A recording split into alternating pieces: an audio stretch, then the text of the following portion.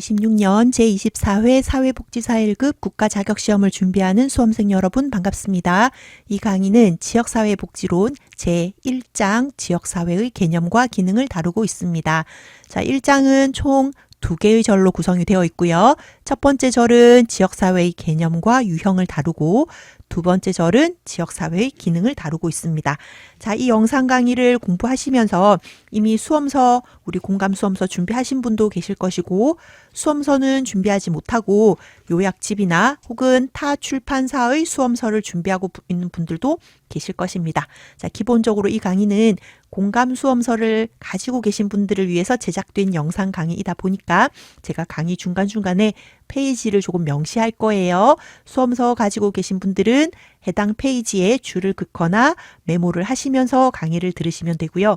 혹시 수험서가 아니라 공감 요약서를 가지고 계시거나 혹은 다른 출판사의 수험서로 이 영상 강의를 접하시는 분들은 별개의 노트를 준비하셔서 필기해 가면서 강의를 수강해 주시면 좋을 것 같습니다. 자, 공감 수험서가 좋은 것은 10페이지와 같이 최근의 출제 영역과 출제 분포를 알려주고 있다는 점입니다. 자, 보시다시피 7년간 출제가 된 영역은 크게 3곳이네요. 지역사회 개념, 유형, 기능. 자, 이 중에서도 실제 출제 빈도가 높은 것은 기능이다라는 것을 알 수 있을 것 같습니다. 자, 뿐만 아니라 7년간의 출제 분포를 보니까 최소 한 문제 또는 두 문제가 출제되고 있다.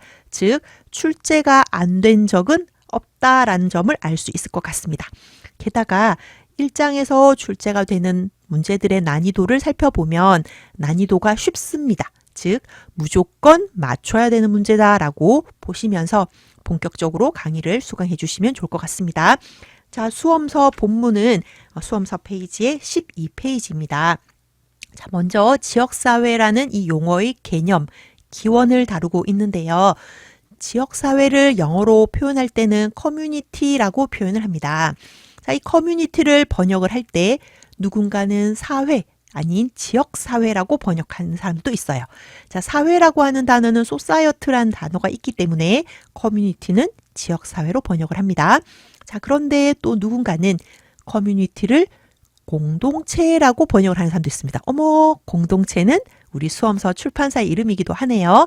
자, 공동체라고 할 때는 뭔가 지리적이거나 물리적인 공간의 의미보다는 함께라고 하는 우리 동질성이라는 측면들을 더 강조하겠지요. 그래서 우리는 이를 다른 말로 기능적인 지역사회다라고 표현을 하기도 합니다.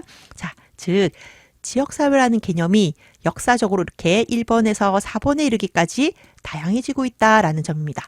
전통적으로는 지리적인, 물리적인 지역사회의 의미가 강조되었다면 점점 최근 들어 교통이 편리해지다 보니까 굳이 같은 장소, 같은 공간에 살지 않다 하더라도 나와 비슷한 생각을 가지고 나랑 같은 목적, 1급 시험 합격이라는 공동의 목적을 가지고 활동하는 네이버 카페와 같은 이런 지역사회들도 존재한단 말이지요. 자, 과거에는 지리적 의미가 강조되었다가 최근에는 기능적 의미가 강조되고 있습니다. 자, 그렇다면 이 두 가지가 공존하는 지역사회도 존재하겠군요. 그렇습니다. 같은 공간에 살다 보니까 사람들과 그 특성이 비슷해지기도 할 거고요. 또 때로는 비슷한 성향을 가진 사람들이 공동체 타운하우스를 가지고 모여 살다 보니까 이 지리적인 의미와 기능적인 의미가 함께 공존하는 지역사회들도 있더라. 그거는 인위적이고 의도적으로 만들었다기보다는 자연스럽게 내추럴하게 만들어진 지역사회더라. 이런 지역사회도 존재합니다. 자, 게다가 지금처럼 AI 혹은 각종 인터넷 블로그, 카페, 텔레그램, 혹은 트위터 X 이런 등의 온라인상에서 나랑 비슷한 활동을 하는 사람들끼리 모여들기도 합니다. 그래서 온라인이라고 하는 또 다른 형태의 지역사회, 우리는 이를 가상지역사회라고 이야기를 합니다. 자, 꼭 지역사회가 오프라인만 의미하는 것은 아니다라는 것이죠. 자, 가상지역사회라는 개념은 실제 시험에 출제된 적도 있습니다. 설명을 주고 위 설명이 무엇을 의미하느냐? 정답은 띠룽 가상지역사회 이렇게 골라주는 문제도 나왔습니다. 자, 그런데 옆에 교수님이 뭔가 도너츠 같은 그림을 하나 그려놨어요. 화면을 보시면 자, 여기 제가 사람들을 점으로 한번 찍어 보겠습니다.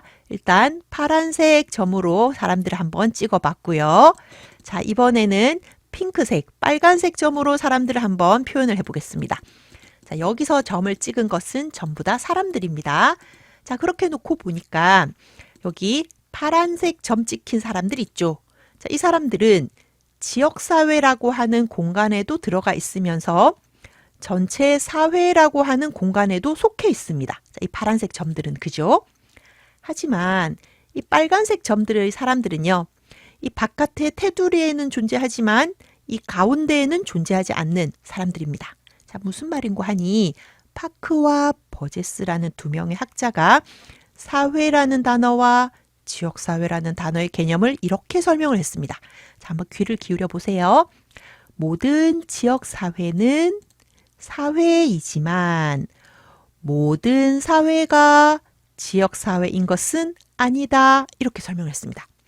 자, 말로 들으니까 조금 어렵지만 그림을 통해서 보니까 이해가 되시죠? 이 파란색에 속해 있는 사람들은 작은 동그라미 안에도 속하고 큰 동그라미 안에도 속하는 사람들입니다. 하지만 이 빨간색 사람들은 큰 동그라미 안에는 포함될 수 있을지 몰라도 작은 동그라미 안에는 못 들어가고 있는 거죠. 자, 모든 지역 사회는 사회이다. 하지만 모든 사회가 지역 사회인 것은 아니다. 누가 말했다고요? 파크와 버제스 여기다가 별표 쳐놓으세요. 교수님, 이런 학자들 이름까지 다 외워야 됩니까? 아, 네. 지역사회 개념이라는 문제가 쉽게 출제가 될 때는요. 제가 여기 표기해 놓은 동그라미 1, 2, 3, 4 이렇게 서술이 되었습니다. 하지만 문제가 아주 어렵게 출제가 된 두 번의 회차가 있습니다. 그때는 로스는 뭐라고 했다, 펠리는 뭐라고 했다, 힐러리는 뭐라고 했다. 이렇게 학자별로 다 제시되어서 출제가 되기도 하였습니다. 그러니 시험에 출제가 된 적이 있는 그리고 지역사회복지론에서 조금 유명한 학자들은 공부를 해둘게요. 네, 그래서 파크와 버제스가 나왔습니다. 자, 두 번째 개념은 동질성을 띤 지역사회 개념인 것이죠. 자, 수험서 13페이지에 보시다 보면 맥키버라는 사람이 등장합니다. 위에서 한 네 번째 줄 정도 있는데요. 이분은 지역사회의 동질성, 기능적 의미를 강조했습니다. 그리고 이 맥키버는 지역사회라고 하는 것은 공동의 생활 방역, 그 권역 안에 있다. 그래서 그 공간에 있는 사람들끼리 얼마나 태도, 언어 양식을 공유하고 있는가 하는 것을 강조했습니다. 아, 공동체성을 강조했네요. 자, 동그라미 3번은 지역사회의 두 가지 개념을 함께 강조하는 학자입니다. 자, 점 땡땡땡의 세 번째 보면 워렌이라는 지역사회가 나와 있습니다. 이 자연지역에서 바라보니까 그 사회 안에는 여러 가지 작은 단위와 체계들이 존재하고 있더라. 그리고 그 속에서 사람들은 상호작용을 하더라. 라고 해서 동그라미 3번 안에는 워렌과 힐러리라는 학자가 또 등장하고 있습니다. 자, 제가 학자별로 모아서는 한꺼번에 설명을 해드릴 테니까 여기서는 아, 그렇구나 라고 넘어가시면 됩니다. 자, 동그라미 4번은 가상지역사회입니다. 더 이상 지리적인 의미, 공간적인 의미가 오프라인에서만 존재하지 않는다. 이제는 온라인, 인터넷, 사이버 공동체도 존재한다 하는 내용 기억을 해두시면 됩니다. 자, 14페이지 세 번째 줄에 있는 것처럼 19회 시험에서 가상지역사회를 알고 있는가 하는 문제가 출제가 된 적이 있습니다. 자, 이 지역사회를 이렇게 전반적인 개념으로 설명한 학자들도 있는데요. 자, 수험서 14페이지에 보면 이 지역사회를 구조적인 관점에서 바라본 학자도 있고요. 그 지역사회도 작은 하나의 체계 단위로 본다면 그 속에서 사람들의 사회 심리적인 측면을 살펴볼 수 있겠다. 우리가 심리학과에서도 심리는 임상심리, 사회심리, 상담심리, 인지심리 등으로 구체화됩니다. 마치 우리가 사회복지학과 안에서도 사회복지 실천, 정책, 행정 등으로 구분되는 것처럼요. 그러니까 사회복지 학문 중에서 거시적인 것은 정책, 미시적인 것은 실천이지 않습니까? 마찬가지로 심리학과에서도 미시적인 것은 상담심리, 임상심리 등이 될 것이고 거시적인 것은 사회심리가 됩니다. 자, 이랬을 때 뒤르갱이라는 학자는 지역사회를 구조적인 측면에서 한번 살펴보았습니다. 자, 그랬더니 과거에는 기계적인 연대, 즉 여기서 기계적이라는 것은 그냥 자연스럽게 태어나면서부터 얻는 귀속적인 지위들인 거죠. 예를 들면 내가 어떤 종교를 가지고 있는 가족에서 태어났는가, 혹은 어떤 지역에서 출생을 했는가, 혹은 나는 어떤 혈연 관계에 놓인 가족들과 구성원으로 만들어져 있는가 하는 부분들. 자, 전통 사회에서는 주로 이런 부분들이 강조되었을 거예요. 그러니 같은 성씨를 가진 사람들이 씨족 사회를 이루어서 살고 있고, 같은 종교를 가진 사람들끼리 모여 살고 있고, 같은 인종적 특성을 가진 사람들이 모여 있었어요. 자, 그런데 현대 사회가 되면서, 산업 사회가 되면서 사람들은 떠나기 시작합니다. 이제는 굳이 씨족 사회로 같이 살 이유가 없어졌고요. 또 같은 성을 가진 사람들끼리 살 필요도 없어졌고요. 때로는 종교가 다른 사람들하고도 모여 살기 시작했습니다. 산업화가 되면서 이제 사람들은 경제 활동을 하기 시작하니까 굳이 기계적으로 귀속적으로 얻은 지위에 머무르지 않더라는 것이죠. 그래서 뒤르갱은 이를 유기적 연대라고 했습니다. 때로는 나랑 성이 다르고 종교가 다르고 인종이 다르고 다른 문화권에서 성장했지만 경제 활동을 하기 위해서는 결국 모여들더라, 혹은 뭉쳐가더라, 결속력을 가지더라. 이를 유기적 연대라고 표현합니다. 따라서 이 흐름은 기계적 연대에서 유기적 연대로 변화해왔다. 이렇게 보시면 되겠지요. 자, 비슷하게 테니스도 이를 사회 심리학적으로 설명을 했습니다. 즉 과거에는 대규모 사람들이 어울리려고 하지 않았다. 소집단, 나랑 비슷한 성을 가진, 혹은 나랑 같은 종교를 가진, 혹은 나의 가족들. 그래서 소집단을 이루어서 그 안에서 끈끈한 공동체를 이루고 살았다. 자, 그런데 산업화가 되고 각자 합리적인 선택을 하기 위해서, 각자의 이익을 추구하기 위해서 사회는 변화해 왔다. 그래서 이전과 다르게 새로운 공간들이 만들어지고, 그게 이제 기업도 만들어지고, 나랑 정치적 성향이 비슷하면 정당도 만들어지는 형태로 사람들은 공동체에서 개인의 이익을 강조하는 형태로 변해왔다. 이렇게 이해하시면 됩니다.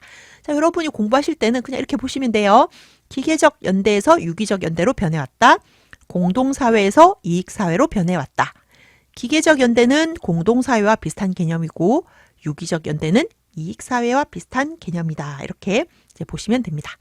자, 이런 지역사회를 여전히 존재하느냐, 존재하지 않느냐라고 보는 학자들의 분류가 있습니다. 자, 동그라미 1번, 2번, 3번이 있는데, 자, 여기 지역사회 상실 이론이 존재합니다. 자, 상실은 잃어버렸다라는 뜻을 포함하고 있지요. 자, 지역사회는 잃어버렸어요. 더 이상 존재하지 않습니다. 그렇다면 누군가가 그 지역사회를 대신해 줘야 되겠지요. 자, 따라서 지역사회 상실 이론은 15페이지에 나와 있는 바와 같이 국가가 그 역할을 대신해 줄 것을 강조합니다. 즉, 지역사회가 그 역할을 못할 정도로 이제는 잃어버렸으니까 국가가 나서서 사회복지 정책과 제도로 개입해야 된다 하는 것을 강조합니다. 자, 이게 무슨 입장이라고요? 지역사회 상실 입장입니다. 하지만 한켠에는 아닙니다. 아직 인류에는 살아있습니다. 라고 하면서 여전히 지역사회는 보존되어 있다라고 보는 입장도 있습니다. 여러분도 실제로 뉴스에서 보면 산불이 발생했을 때 이 산불 화재를 내서 사람들을 구하기 위해서 이 집 저 집 불났어요, 불났어요, 대피하세요 외치느라고 가장 늦게 대피하신 이장님이 사망했다는 소식 우리 들었지 않습니까? 지하차도가 물에 잠겼을 때 다른 사람들에게 손을 내밀어서 자신의 힘이 빠지는 순간까지도 여러 사람의 목숨을 구한 의인들도 우리는 보지 않습니까? 고속도로 갓길에 정차되어 있는 차량에서 불이 나는 것을 보고 기꺼이 뛰어들어 그 불 속에서 사람을 구해내는 것 우리 보지 않습니까? 자, 이런처럼 지역사회나 공동체 정신은 상실 잃어버린 게 아니다. 여전히 존재하고 있다. 그런데 국가가 나서서 이런 걸 대신해 주기 시작하면 보존되어 있던 지역사회가 망가지니까 국가가 나서면 안 된다 하는 게 지역사회 보존 이론가들의 입장입니다. 자, 따라서 지역사회는 보존되어 있기 때문에 가족이나 지역사회가 스스로 자신들의 역할을 잘 할 수 있도록 서포트만 하면 된다 하는 입장을 가집니다. 그리고 가족과 지역사회는 서로 상부상조하면서 사회 문제를 해결해 갑니다 라는 입장이에요. 자, 여러분이라면 1번, 2번 어느 쪽을 지지하십니까? 아마 부분적으로 둘 다 지지할 겁니다. 자, 때로는 지역사회가 상실된 곳들도 있을 겁니다. 그런 곳은 스스로에게 맡기기가 어려우니 국가가 좀 나서줬으면 좋겠습니다 할 것이고요. 또 때로는 지역사회가 보존되어 있다라고 볼 수 있는 상황들도 있을 텐데 그때는 가족과 지역사회가 좀 나서주기를 기대할 겁니다. 자, 그래서 1번 플러스 2번 두 개의 절충안의 입장이 등장했습니다. 우리 오픈마인드라고 하죠. 열린 시각, 개방적인 시각입니다. 자, 세 번째 지역사회 개방 이론에서는 1번, 2번 둘 다 맞다. 따라서 이 둘을 절충하겠다 하는 이론입니다. 즉, 국가가 역할을 다하는 공식적인 측면도 중요하고 가족과 지역사회가 제 역할을 하는 비공식적인 체계도 중요하다. 그리고 이 둘은 서로 간에 갈등하거나 경쟁해서는 안 되고 서로 연계를 해야 된다라는 것을 강조하는 입장입니다. 자, 1번, 2번, 3번 다 듣고 보니 3번이 가장 설득력이 있죠. 그죠? 그래서 실제 지역사회에서는 공존하고 있습니다. 국가가 1차적인 역할을 하다가도 가족과 지역사회가 그 역할을 수행하기도 하고 또 때로는 가족이나 지역사회가 그 역할을 하지 못할 때는 국가가 또 나서기도 하는 등 이 두 가지 입장이 함께 공존하고 있습니다. 자, 그래서 지금은 연계, 네트워킹 이런 등의 개념들이 강조되고 있는 것을 알 수 있습니다. 자, 그렇다면 앞서 제가 그 강의를 할 때 사이사이에 여러 학자들이 있다라는 것을 말씀드리고 한꺼번에 정리해서 설명하겠습니다 했던 거 기억하십니까? 시험 문제 난이도가 높게 나타날 때는 뚜둥 여기서 시험 문제가 많이 또 출제가 되기도 합니다. 주요 학자들의 정의. 자, 여기서는 학자들끼리 다 모았습니다. 앞서 지역사회의 개념 설명할 땐 제가 뭐 지리적인 개념이냐, 기능적인 개념이냐, 내추럴한 지역사회냐라고 보았다면 여기서는 학자별 정리입니다. 학자별. 자, 교수님 이렇게 많은 학자들을 언제 다 외웁니까? 그쵸? 우리가 또 외울 수는 없지만 외울 수 있는 꿀팁들은 공유할 수 있습니다. 자, 귀를 쫑긋 세우고요. 혹시 다른 수험서로 공부하시는 분들도 저 위 부분은 귀를 쫑긋 세워주시면 좋습니다. 수험서 14, 15페이지 회색 박스로 음영 표기되어 있는 내용이기도 합니다. 자, 로스. 이름이 몇 글자입니까? 뚜둥, 두 글자. 자, 그럼 지역사회를 몇 개로 이야기했을까요? 뚜둥, 두 가지. 지리적인 의미의 지역사회, 기능적인 의미의 지역사회. 오, 교수님 너무 좋은데요. 자, 그 다음에 파크와 버제스. 이건 이름이 두 글자가 아니죠. 두 사람이죠. 두 사람. 파크라는 사람, 버제스라는 사람. 엔드로 붙였어요. 두 사람이니까 두 가지 개념을 설명하는 거죠. 자, 우리 아까 봤습니다. 동그라미 원 두 개 이렇게 설명해가지고 제가 안쪽에는 지역사회가 들어가고 바깥에는 사회가 들어간다라고 해서 제가 모든 지역사회는 사회이지만 모든 사회가 지역사회는 아니다. 두 사람이 머리를 맞대다 보니까 이런 고급스러운 어휘도 이야기를 합니다. 교수님 아까 이름 두 글자였는데 이름 세 글자 없습니까? 세 글자 있습니다. 세 글자. 힐러리 이름 세 글자입니다.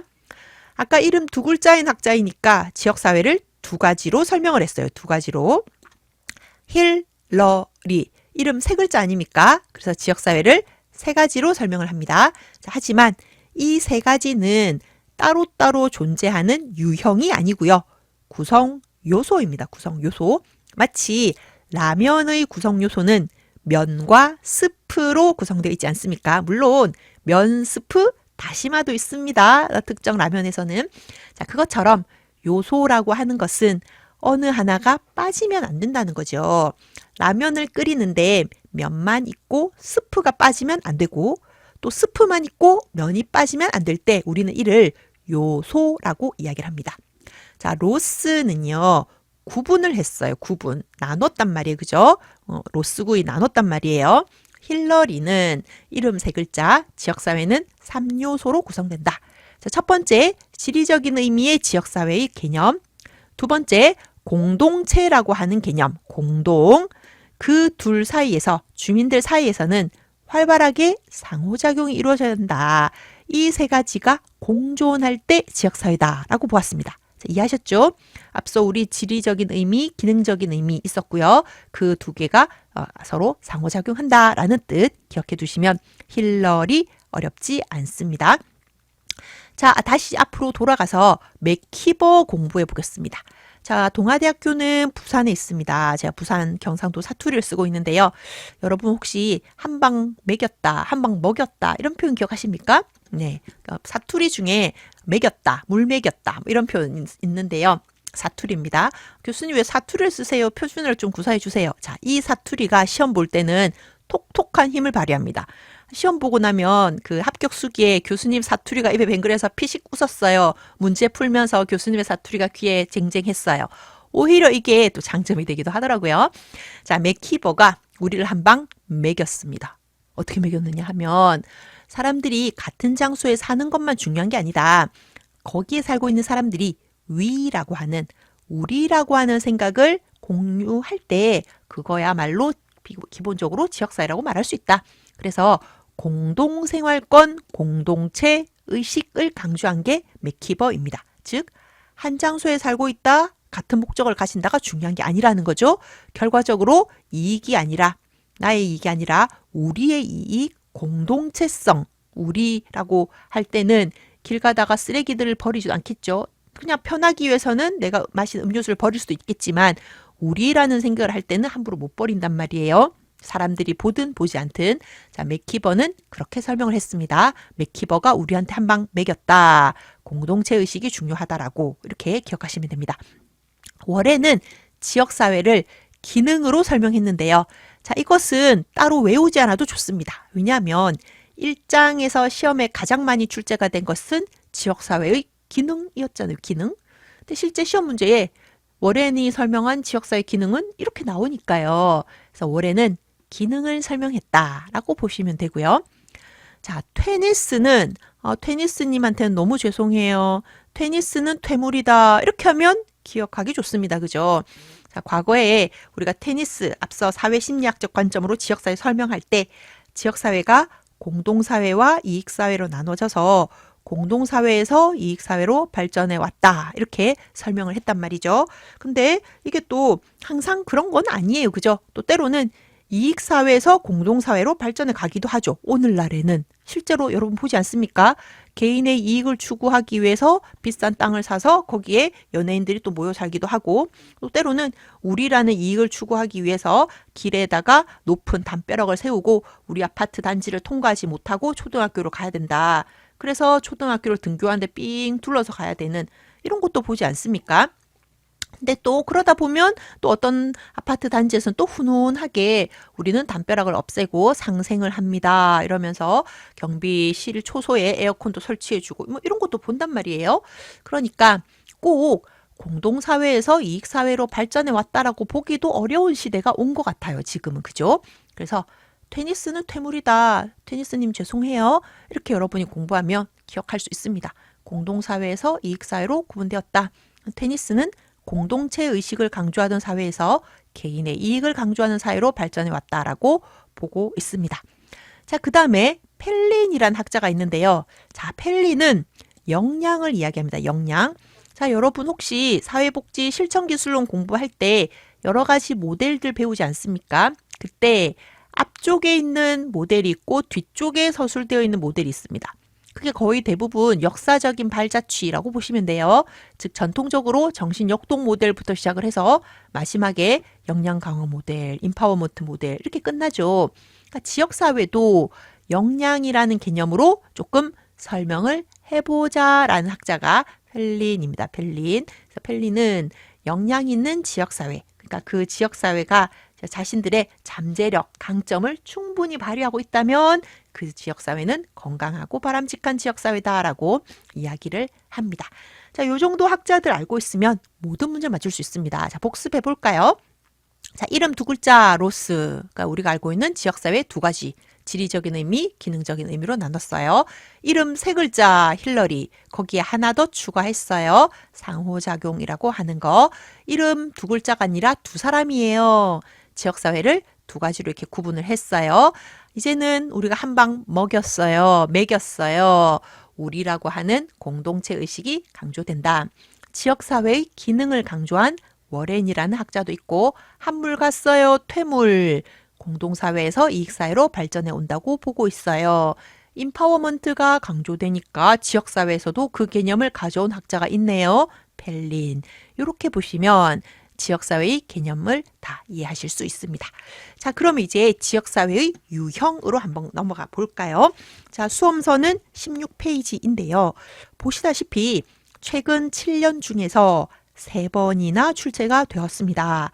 던햄의 학자는 지역사회가 너무 다양한 개념으로 설명되다 보니까 이를 유형을 지은 거예요. 자, 여기서 시험 제일 많이 나오는 것은 짝짓기 문제입니다. 짝짓기. 자, 어떻게 출제가 되느냐 하면 던햄의 지역사회 유형에 대한 설명이다. 옳은 것을 고르시오. 예를 들면 인구 크기에 따라서 특별시, 광역시, 시도로 구분하였다.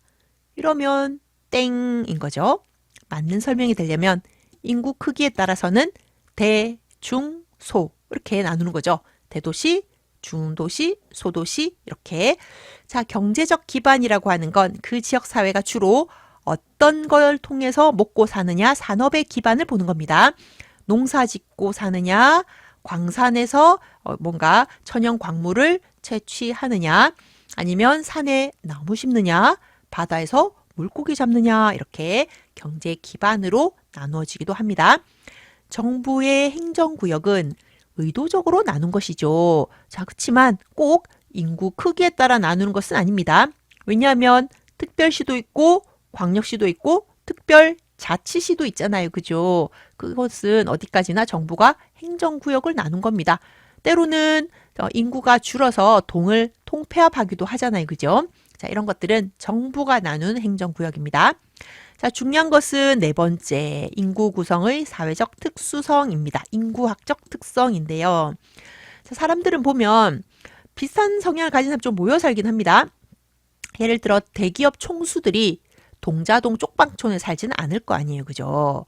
안산 지역에는 외국인들이 많이 살고 있으니까 그 외국인 지원 센터들도 많이 위치해 있지요. 또 차이나타운에 가보면 중화요리집 사장님들이 대부분 중국인들이 또 있단 말이에요. 자, 이런 것처럼 특정 그 지역사회를 가봤더니 거기는 비슷한 인구학적, 사회학적 특성을 가진 사람들이 함께 살고 있더라. 그래서 우리는 이걸 이름을 부를 때 그냥 쪽방촌이라고 부르고 혹은 외국인 마을이라고 부르고 영구임대 아파트 단지라고 부르고 이렇게 하지요.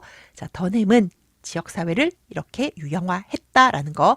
짝을 지어서 문제 푸실 수 있으면 됩니다. 항상 이렇게 예시, 사례 문제로 출제가 되고 있으니까 이 문제를 틀린다? 안 됩니다. 무조건 맞춰야 되는 문제입니다. 자, 1절은 이렇게 지역사회의 개념을 여러 가지로 설명을 했고 또 지역사회의 유형을 던햄이 설명한 것들을 제가 이제 소개를 해드렸습니다. 자, 그럼 이제 뚜둥 시험 출제 빈도가 높은 지역사회의 기능 한번 살펴볼게요. 자, 수험서 가지고 계신 분들은 17페이지를 보시면 되는데요.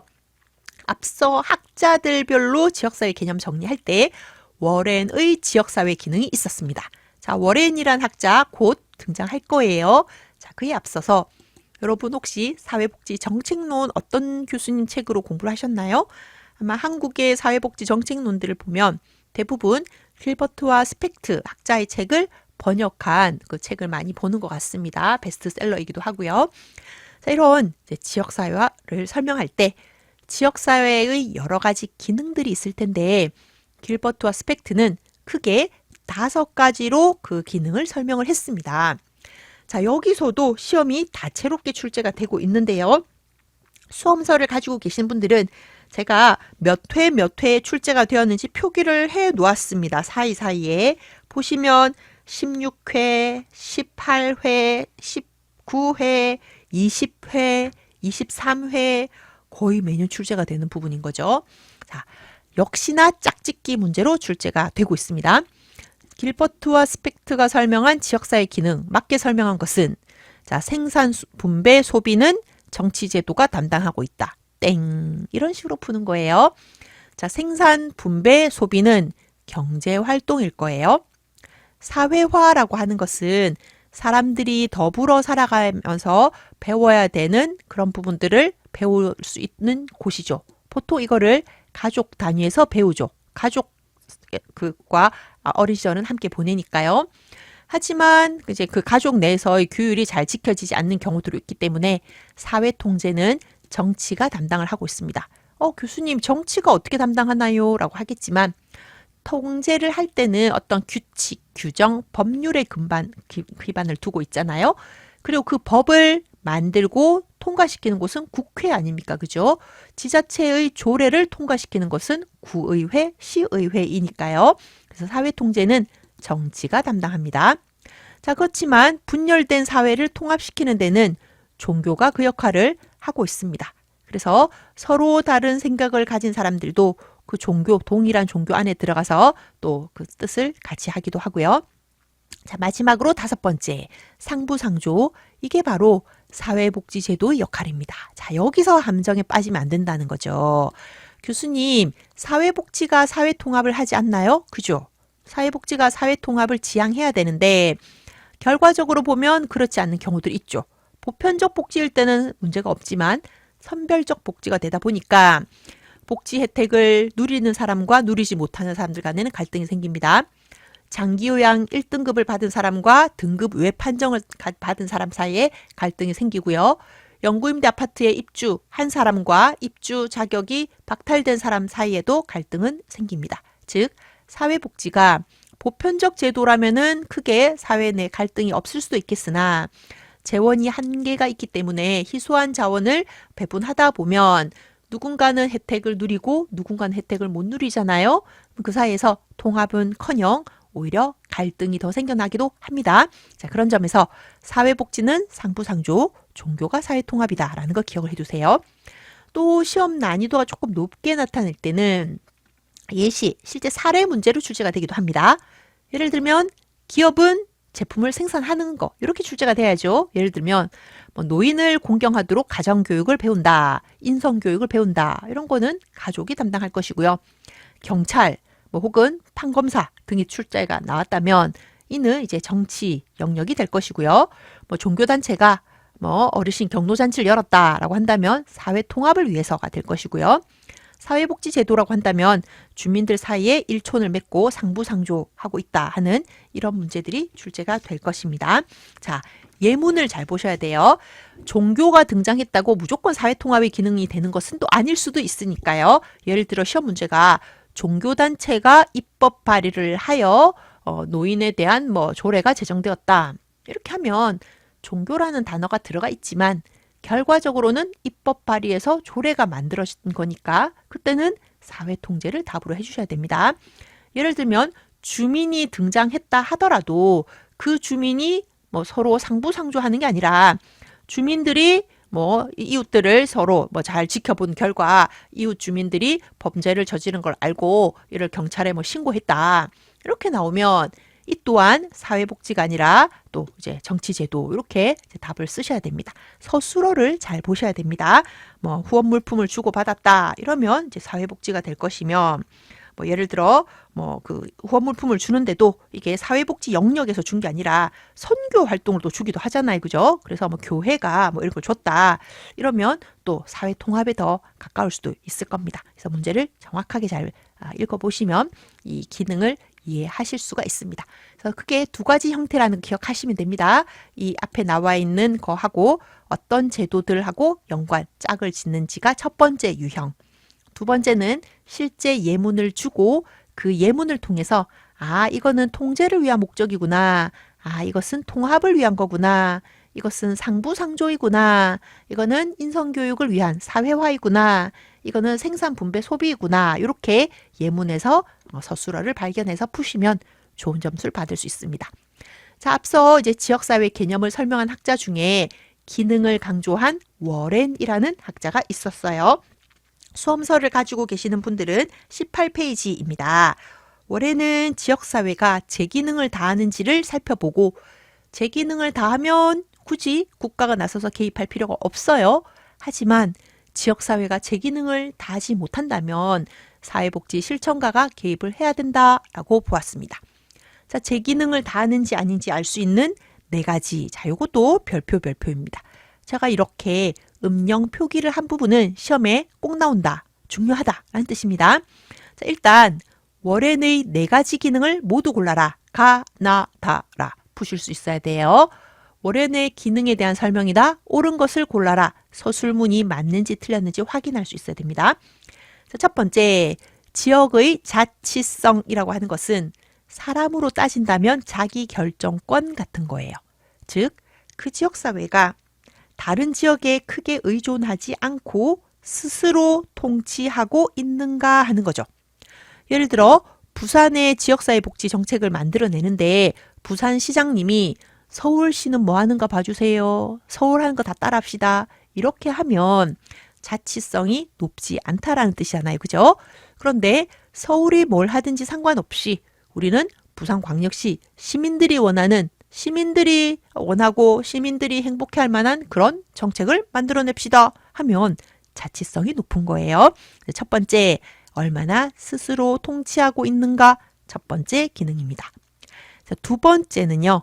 그 서비스의 영역이 얼마나 일치하느냐.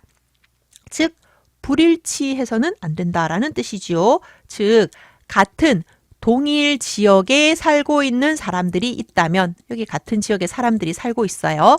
그런데 누구는 혜택을 누리고 누구는 혜택을 못 누린다. 이렇게 되면 불일치잖아요. 그죠? 같은 공간에 있는데도 일치하지 않는다는 뜻이잖아요. 그럼 이것은 지역사회가 제 기능을 못 다하고 있다라는 뜻이 됩니다. 즉, 같은 지역에 살고 있는 사람들 사이에서는 얼마나 유사하고 동일한 서비스가 제공되고 있는가. 만약에 그러려면 심리적 접근성도 높아야 되고 정보적 접근성도 높아야 되고 물리적 접근성도 높아야 되잖아요. 그죠? 그래서 서비스의 일치성을 보면 이 지역사회가 건강한지 알 수 있다라는 의미입니다. 자, 세 번째는 그 지역에 대한 주민들의 심리적 동일시입니다. 심리적 동일시. 즉, 같은 지역에 살고 있으면서도 나는 저 사람하고 달라. 우리 따로. 그렇게 해서 이 안에서 여러 개의 막 소그룹이 만들어지고 있어요. 그러다 보면 그 어떤 그룹에도 속하지 못하고 배제되는, 소외되는 사람들이 분명히 나타난단 말이에요. 그러면 이는 좋은 지역사회라고 말하기가 어렵습니다. 자, 그래서 올해는 세 번째 기능이 그 지역사회에 살고 있는 사람들끼리 얼마나 동일시, 우리라고 하는 결속력, 소속감을 가지느냐.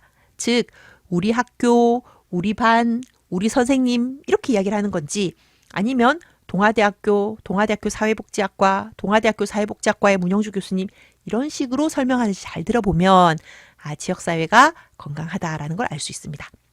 자, 네 번째는요.